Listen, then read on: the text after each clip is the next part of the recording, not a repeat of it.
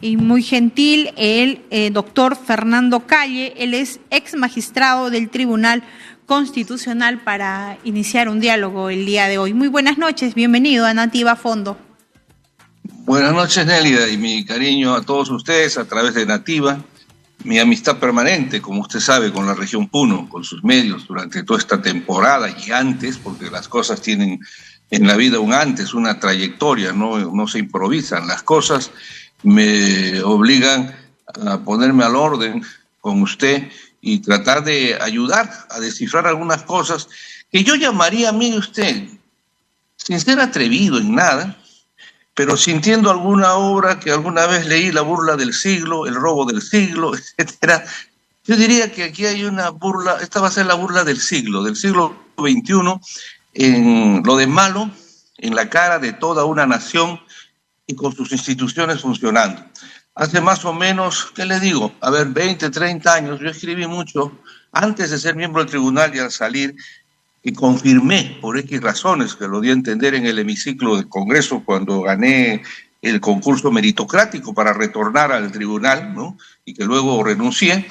En realidad, decía, hay una constante de burla y una constante de, ¿qué le puedo decir?, de un poder oculto que ha ido creciendo, ¿no? En la época en que yo hablaba, quizás decía 70%, los muchachos hoy día me dicen, Fernando, quizás está sobre el 90%. Cuando hablo de este porcentaje, hablo del control del poder oculto, del maniqueísmo sobre todas las instituciones de la República. Y lo más delicado, siempre he creído, está en el sistema de justicia. Porque al fin y al cabo puede haber corrupción, puede haber estos debates, pero el órgano judicial, el Ministerio Público, que a veces da la impresión que está al servicio de las grandes empresas mafiosas del país, el tribunal y otros organismos, sin duda nos hacen no solo perder la fe, sino creo que también a su vez cuando habla la presidenta, cada vez irrita más a la población dentro de lo poco que tienen, dentro de lo poco que está. Y tengo la sensación, Nélida, que se está jugando al cansancio, ¿no? A pesar de que ya ha pasado un mes, una especie, no sé qué asesores brillantes habrá en generar el éxito de su gestión, en esperar que se cansen, no tengan recursos y puedan controlar a través del miedo, porque también sé que en Puno han instalado una especie como en las dictaduras había cuando hay estado de emergencia de jefe político militar, ¿no? Que está por encima de todas las autoridades y que controla todo para reprimir o supuestamente poner orden. Pero al fin, definitivamente, lo que vemos, yo lo sintetizaría así, porque he escuchado muchas cosas en titulares, dice, estos destruyen al Perú, se refieren a los países que también le podría dar una versión. Yo creo que habría que preguntarnos cuándo y quiénes han empezado a destruir el país. Y creo que lo que falta, y esto se soluciona con amor. Si hay amor, se piensa bien y el resultado es bueno.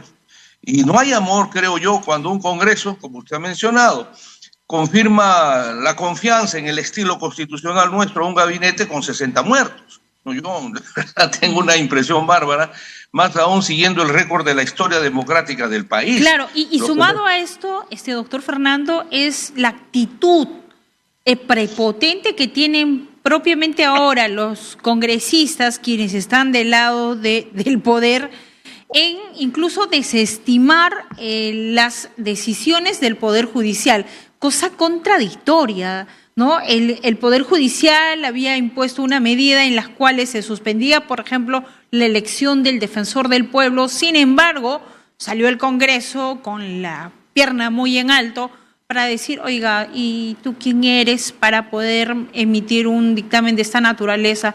O sea, prácticamente el Congreso en estos momentos y en estos tiempos, porque no es de ahora, sino ya esto jala cola desde hace muchas gestiones atrás, es que está con una actitud muy autoritaria, muy prepotente, de tener la voz y altisonante. La escuchábamos a la congresista Mari Carmen Alba al ser preguntada ¿y qué pasó con los viáticos? Un momento, yo puedo viajar donde quiera. El congresista no tiene por qué rendirle cuentas a... Oiga, pero ella está trabajando y está en el lugar donde está con el dinero de todos los peruanos. O sea, pareciera que eso no cala a una sensibilización de cuál es la verdadera intención de un congresista, para qué es elegido un congresista o para quiénes son elegidos los congresistas. Sí, tiene usted razón, pero todo esto es parte de la derrota de la estructura del poder en el caso de la Constitución, no solo del 93. Por eso es que desde tiempo y en uno de mis libros que está en el Congreso, ustedes dicen que no han leído, pero está para la postulación que hubo, yo he sostenido hace tiempo, y fíjense que calza a dedo en esto, he sostenido que el Congreso de la República debe renovarse cada 2 años y medio completo, porque siempre escucho tesis de las personas que usted ha mencionado, algunos sin mayor trayectoria política, porque usted puede tener carrera de funcionario, de empleado, ¿no? Apellidos que te avalan, pero que no tienes experiencia ni vida política, entregada a la política, ni conocimiento, y por eso pasan estas cosas. Entonces yo he planteado, y es una solución que puede darse, la renovación cada 2 años y medio, con reelección de por vida si quieren. Ese tema de la reelección a mí no me preocupa, ¿no? El voto voluntario, pero esto ¿por qué le digo? Porque se practica en el sistema parlamentario y en el sistema ejecutivo híbrido como el nuestro, porque el sistema parlamentario, y ustedes lo están viendo a cada rato, cuando no hay la mayoría, no se consolida entre las fuerzas del Parlamento. Volvemos a la época de la Revolución Francesa con el soberano, se disuelve y van a las urnas para ver al pueblo quién le da mayoría, para que puedan formar un gobierno con un primer ministro. Primer ministro. Aquí no hay primer ministro, es una cosa que yo no entiendo por qué les gusta tanto mencionar primer ministro cuando lo que hay es presidente del Consejo de Ministros, ¿no? Entonces, estas deficiencias, ¿y por qué le digo? En respuesta, lo más breve en la televisión, le sintetizo que me llama así la atención de lo que usted dice, porque es un Congreso y un gobierno que tienen legalidad. Yo no discuto, les explicaba en Puno, la sucesión presidencial, el Parlamento, pero el poder, ahí están los congresistas que tienen estudios básicos de ciencias políticas, el poder tiene en criollo 2 patas, la de la legalidad y la legitimidad. Si una de estas falla, se cayó el sistema en la práctica. Y entonces, ¿qué pasa? El gobierno en pleno, con parlamento y todo, tiene legalidad, no vamos a discutir, pero legitimidad casi nula, casi cero. Y con una legitimidad casi cero quieren hacerse reformas constitucionales, quieren hacerse lo que usted mismo está diciendo. Eso de que haga con el dinero del pueblo lo que quiera, bueno, lo dicen, pero en la práctica hacen lo que quieren con el dinero del pueblo. Y yo le digo una cosa, y no solamente este órgano político, porque la Contraloría, yo le traslado a usted una inquietud, la Contraloría General de la República dice que 28.000 o 29.000 millones de soles se han ido en corrupción varios cada año. Sume usted eso. Hablamos de 100.000 millones, 200.000 millones de soles. ¿Se imagina usted lo que podría ser Puno, Juliaca, Bancay, todas estas, y todo el Perú, con sus hospitales, sus niños, etcétera, con ese dinero? Viene a mí la pregunta que espero que los señores parlamentarios que nos están escuchando, por lo menos de los Punos, se paren hoy día y pregunten, ¿dónde está esa plata? Porque no creo que la Contraloría se atreva a decir eso sin saber quiénes son los investigados, en qué sector se ha producido esta corrupción, ¿no es cierto? Y sin embargo se sueltan las cifras y no se dice quiénes son ni en qué caso están. Y usted no va a negar, mire, yo estoy muy preocupado, le digo, dentro del buen humor que tengo, pero estoy muy preocupado, extrañado, porque no sé a dónde nos quieren llevar y es total responsabilidad del gobierno. Yo no quisiera, vengo luchando décadas con una pesadilla de que el Perú no llegue a una constituyente violenta con sangre. ¿Por qué le digo? Porque aparentemente todo ya está, usted ha escuchado a la presidenta, todo está bajo control, todo está tranquilo, vamos a dar más plata para Juliaca, vamos a dar, todo se reparte dinero a funcionarios, a todo el mundo se le eleva el sueldo, no sé en qué momento la riqueza del Perú, que es poderosa, pueda generar una deflación, una inflación que sería drástico, pero lo cierto que así se está manejando sin dar cuenta absoluta de nada. Y termino esta parte para una pregunta, si hay tiempo.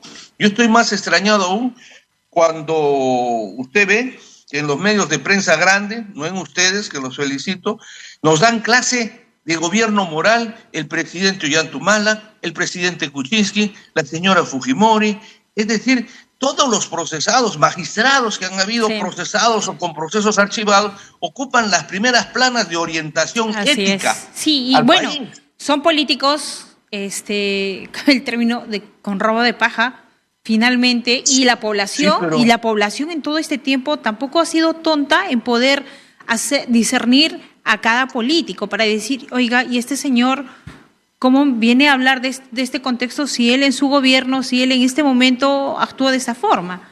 Cada uno de los políticos tiene mucho que hablar en el aspecto negativo. Y así como usted tiene una preocupación, lo propio, tengo una preocupación por la población del sur. O sea, no es que la población del sur está muy callada o está resignada a que se haya impuesto las fuerzas del orden, sino muy por el contrario. Estoy muy preocupada porque la población allá se viene organizando y la situación podría ser mayor más adelante. Sí, no existe el consenso, si no existe una pizca de humildad por parte de este gobierno al cual le debe mucho también, por parte del sur, no se atreve a pedir disculpas y a empezar a enmendar los errores que se han venido cometiendo desde el 7 de diciembre. No, mire, al contrario, ¿no? Yo creo, esto me hace recordar, y mi cariño al sur, y ellos lo saben, usted sabe, porque usted sabe del contacto que a veces tienen conmigo, y los estudiantes y todo, quizás falta la organización. Yo quisiera, y digo sueño, ¿no? Digo, quizás necesitamos ya una lucha pacífica, es decir, una paralización total en las calles, en las plazas, pero tirados en el suelo, con banderitas, pañuelos blancos, lo que quieran, para que también ahí aparezcan los que supuestamente son violentistas. Porque fíjense, ¿no le llama a usted la atención? Yo no sé, en la Comisión de Defensa y Seguridad habrán informado cuántos millones se van en el sistema de inteligencia. Y es natural que el sistema de inteligencia pues no dé explicación de una cantidad de dinero, pero con resultados, ¿no? ¿A qué me refiero? Desde el inicio de esto se dice, están localizados, focalizados los subversivos, ¿y por qué no están presos?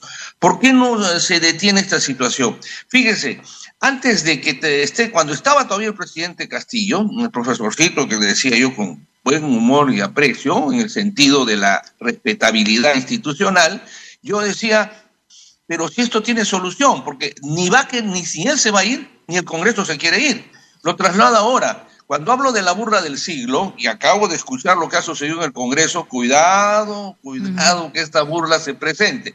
Y le voy a explicar por qué después de unos minutos.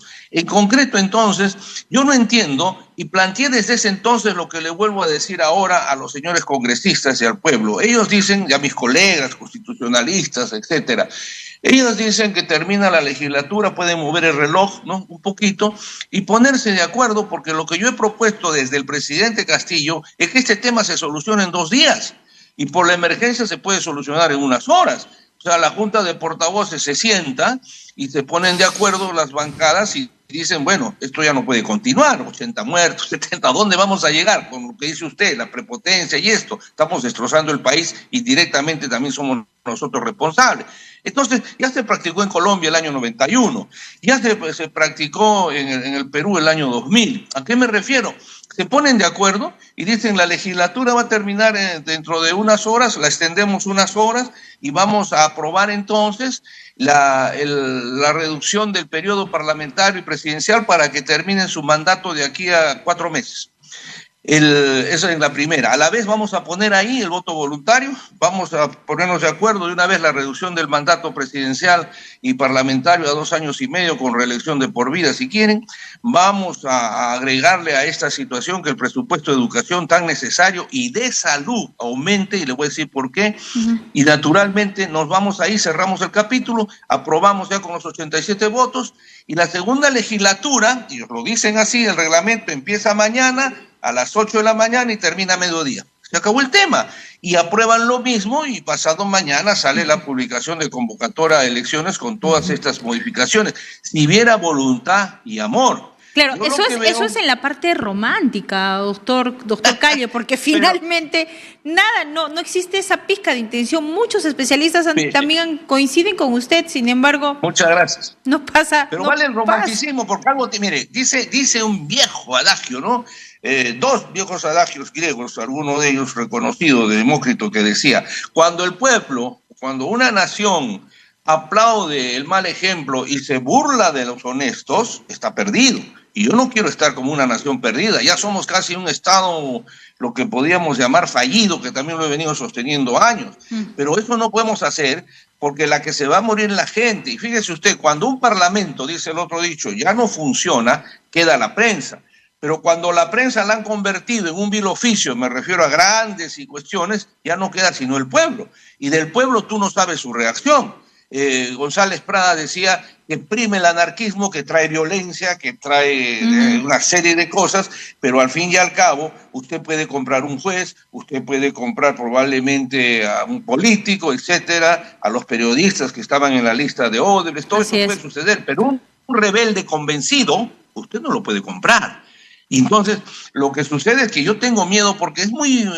Lo que usted dice de Puno, ¿están jugando a qué? Y lógicamente hay empresarios puneños y gente en Puno, como en todo el país, que dice, ya me cansé, tengo que trabajar, porque además me están amenazando que no llegue el sueldo, que no va a haber comida, y si tú sigues en la protesta, no va a haber inversión. También todo eso puede ser muy cierto, pero se están olvidando que están hablando a una nación pobre, que puede suceder que la gente diga, bueno, yo no como hace 30 años, ¿no? Mi situación es dramática. Son diferentes aristas. Ya no me importa la muerte, ¿no? Y se acabó. Y vamos, entonces van a llevar al país a una especie de guerra civil, lo cual es muy, muy lamentable. Sí. Yo no estoy y sería apoyando. muy peligroso y muy penoso. Pero hay doctor. responsabilidades, hay responsabilidades.